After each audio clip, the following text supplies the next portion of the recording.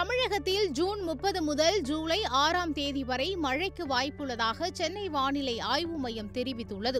அதாவது மேற்கு திசை காற்றின் வேக மாறுபாடு காரணமாக ஜூன் 30 முதல் தமிழ்நாட்டில் ஓரிரு இடங்களிலும் புதுச்சேரி மற்றும் காரைக்கால் பகுதிகளிலும் இடி மின்னலுடன் கூடிய லேசானது முதல் மிதமான மழை பெய்யக்கூடும்.